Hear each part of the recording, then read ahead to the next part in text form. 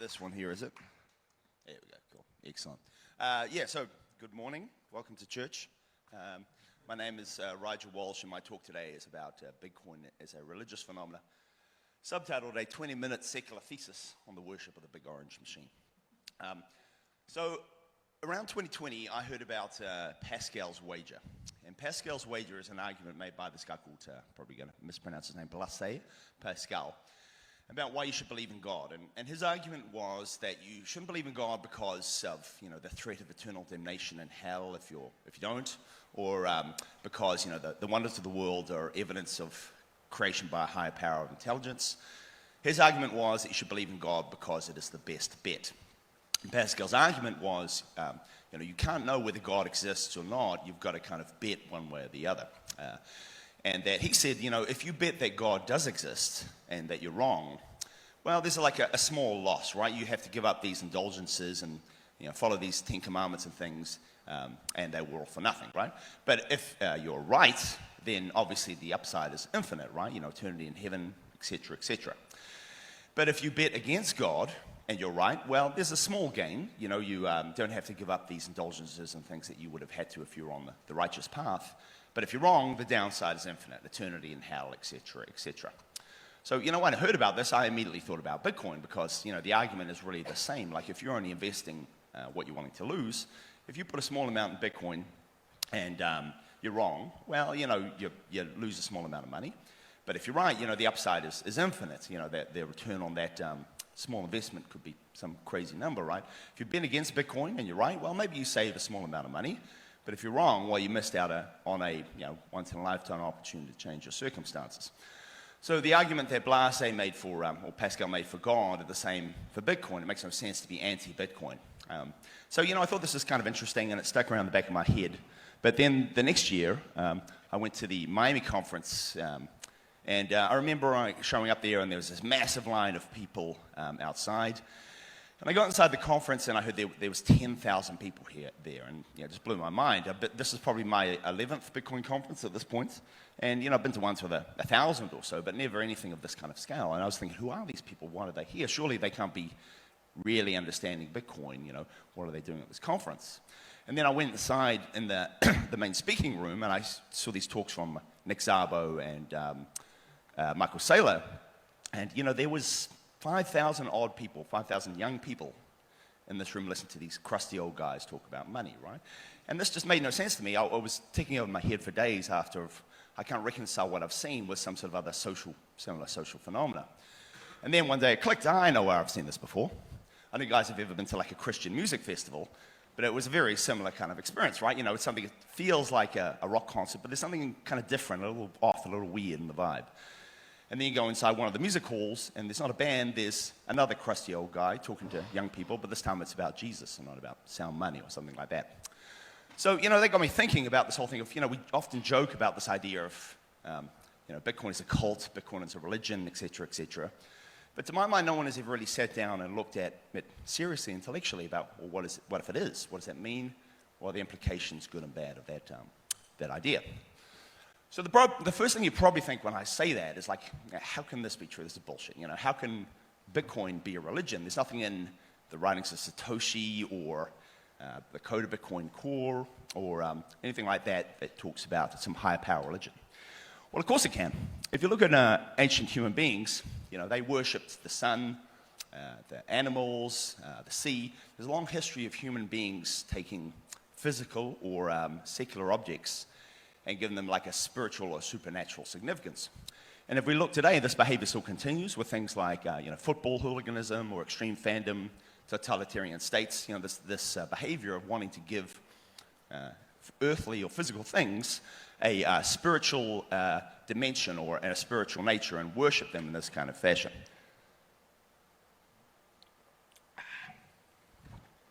So there's actually a body of study about this thing. It's called implicit religion. And that says that, regular human behavior or things that are not inherently religious can sometimes be better understood by looking at them through the lens of what we know about religion, that there are often common behaviors, patterns, and methods of belief which follow in things which aren't necessarily religious in nature.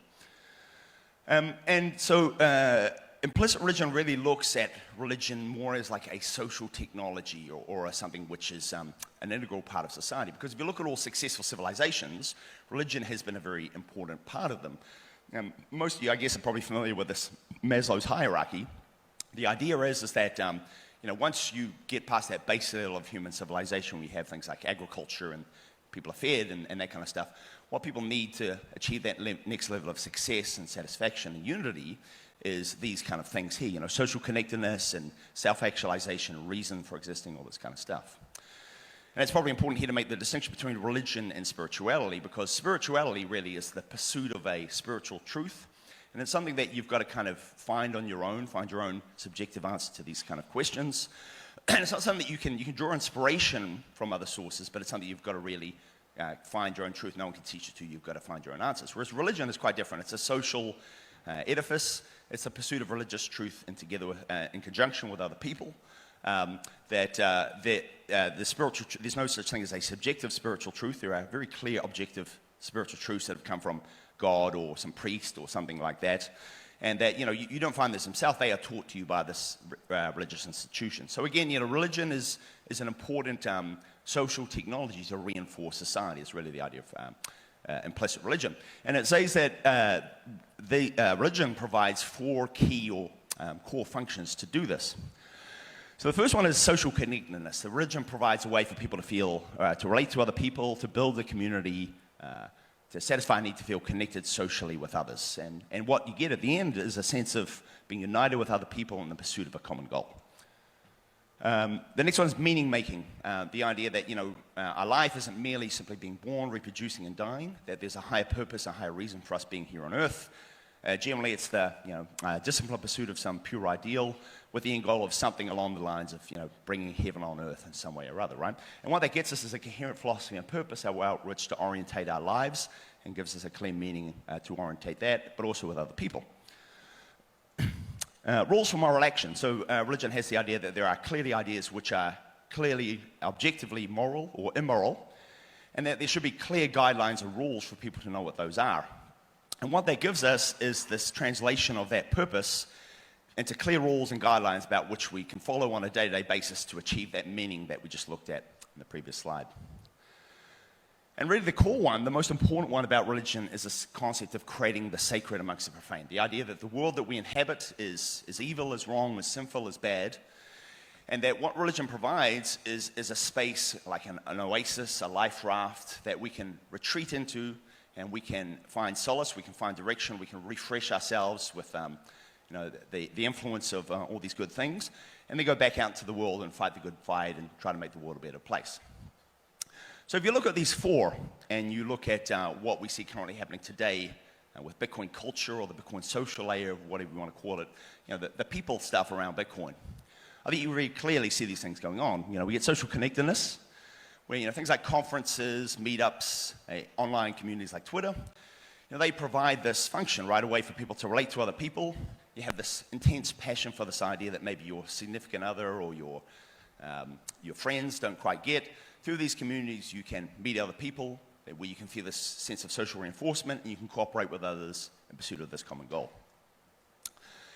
Meaning making. Well, right from Satoshi's initial posts when he debuted Bitcoin, he clearly hinted and made the point that this isn't just an interesting experiment in computer science, solving the Byzantine general problem, etc., that there was a reason underlying this. There were some human reasons and a purpose for this technology. And as time has gone on, people have associated and projected various causes onto Bitcoin, things like libertarianism, WikiLeaks, the Silk Road. Bitcoin is a vehicle for human rights, enabling financial inequality and things like that. And so through Bitcoin, not just as a tool to achieve these things, but through Bitcoin itself, what it is when you really kind of grok Bitcoin and you understand how it changes the world, people find this meaning-making component, right? This reason for existing, what is my life for? What am I here to do? They find that through Bitcoin, and it provides them that sense of a coherent philosophy and purpose about which to go about their life. Rules for moral action. Well, you could say that Bitcoin itself is kind of like a set of rules, right? You have some game theoretical incentives which encourage miners to act in the interest of the network, and you have the idea of a open source money with a limited supply that no one controls. You could say that's immoral money. But to me, what I find far more interesting is the evolution of Bitcoin maximalism. It's a relatively new phenomena, and there's nothing remotely like this if you look at other cryptocurrencies as far as this detail about codification of what is the moral way to use Bitcoin. What are the actions that we must take and the rules we must follow to achieve the meaning and the purpose that we just looked at, right? So you won't find anything remotely like the stuff I have on the screen here for Ethereum or Ripple or anything like that. Now, regardless of whether you believe or agree with these statements or you think that they're right, nevertheless, I think it's quite clear that Bitcoin maximalism, Bitcoin culture is evolving to provide this sense of clear moral guidelines for people to believe that if they follow this path, that they will achieve this meaning and this goal that we looked at in the end. Oh, that's better. And the last one, creating the sacred amongst the profane. What I find the most interesting about this one, and I think the closest example is this emergence of, the fiat pejorative, right? That we live in a fiat world, and it's this evil fiat money which is corrupting everything and our souls and all these things around us. And what Bitcoin is not just a monetary system or an oasis where we can store our wealth, but it's also a source of inspiration. It's a clear, shining light in the darkness, if you like, that not only helps us redesign the financial system, but many other things, and people project dietary choices and moral judgments about family life and things, and they draw inspiration from Bitcoin itself. So I think here, Bitcoin culture very clearly is seeking or providing this kind of idea of the sacred amongst the profane, is Bitcoin is inspiration to inform our lives and our actions out there in the real world, and to change the world in its image.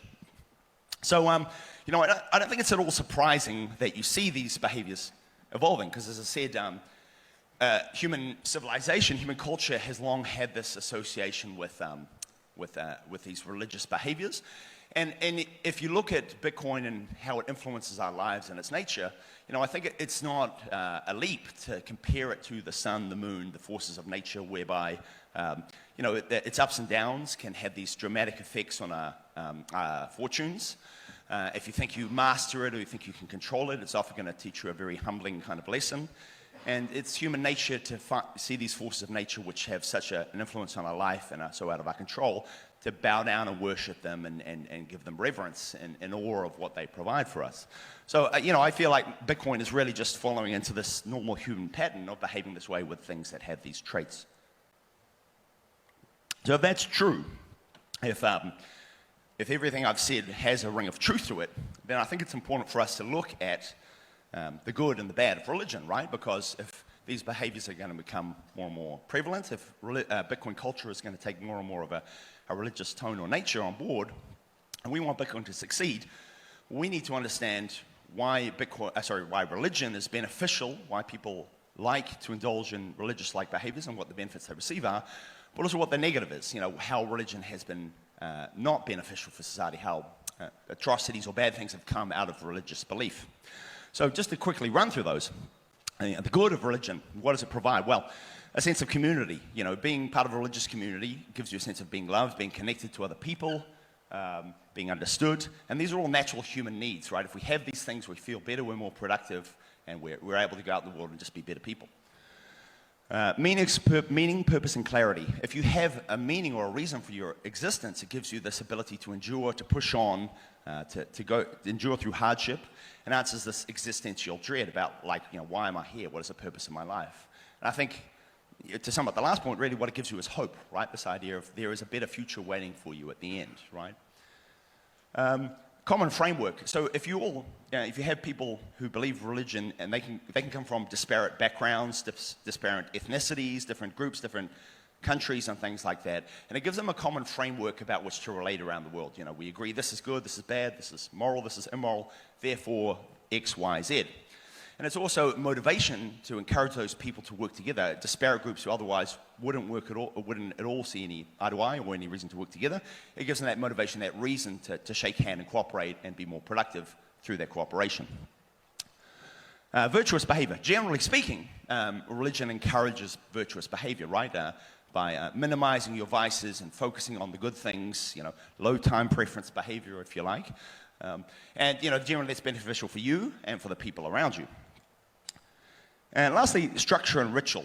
Religion really provides us these kind of clear, unambiguous role models and stories. Like, if you're talking about the Bible, it would be the actions of Jesus. Give you very clear pictures about what moral actions are and what they are not. It makes it simple to follow and understand about what I should do on a day-to-day basis to achieve these things. And religion also provides us like a structure or a ritual. The idea, for example, again, return to Christianity. Sunday is the Lord's day, so therefore, you should not work. And that gives everyone kind of like a unified calendar and provides the space as well for you to be able to reflect and focus on things other than your worldly duties. It avoids like work taking over your life. So what's the bad? Okay, so ostracism, the first one. If you're extremely religious, you can be seen as a bit of a freak, a weirdo, because of the unconventional strength of your devotion, and that can lead you to being stigmatized or discriminated by other people. Zealousness and contempt. So the flip side of that is, people who are devoutly religious, or devoutly believe in Bitcoin, they can look down on non-believers as being profane or casual people as, kind of lacking conviction.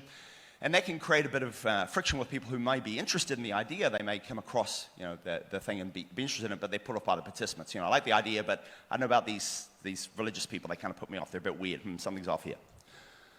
Dogma and groupthink. So obviously religion is a kind of like a top-down relationship to truth. You don't find the truth is given to you by experts, by religious leaders. And that can remove responsibility, that rather than you finding your truth, you simply follow the edicts of someone else. And this can encourage bad things like groupthink, echo chambers, emotional investment in beliefs, sociopaths coming in and manipulating religion for their own particular ends. And the last one at the extreme end is going to work, justification for violence. So, people who are extremely fanatical and religious can see religion as justification to indulge in things like bullying, intimidation, or even physical violence because, they're acting in the will of God, and that justifies these kind of actions. So, to conclude this all and kind of bring it round to the end, I think religion is obviously a very ancient technology. It's something that we understand very well, and it's very well drilled into our behavior. But Bitcoin is something quite new, and it's something that I think we are coming to understand is more than just a monetary unit or a technology, but it's also an idea. It's a cause. It's a principle. And that idea is an interesting philosophy in and of itself. Often when we promote Bitcoin, we try and present it as an investment, right? You should pay attention to this thing because it's going to go up in value and you're going to get rich. But I think, if you take what I've looked at today, there's very clear, tangible benefits to Bitcoin, the idea itself. There are common human needs that everyone needs to have fulfilled, which Bitcoin, the idea, provides. And I think is another element of why Bitcoin has this appeal and why we see these religious behaviors evolving in Bitcoin. Because, really at the basis of it, Bitcoin is an incorruptible source of truth, right? And that's, a very good basis for a monetary system, but this is also the basis of all religions, is the idea of an uncorruptible system of truth, right? And so, it's no surprise that you see these religious-like behaviors shown in Bitcoin because, we see it as one and the same kind of thing, right? So, are these religious tendencies, is this thing good? Is it bad? Is it going to be something which is going to work in the favor of Bitcoin or against it? I think it's probably a bit of both. But I think the real question that we should probably be asking ourselves is the same one that Pascal did. If you have the existing financial system, or you have an alternative, that not only is a better monetary technology, but also provides you a clear sense of belonging, of purpose, of connection with other people around you, the sense of being part of something supernatural or something which is far greater than anything else that you're going to achieve in your life, which way would you wager? Thank you.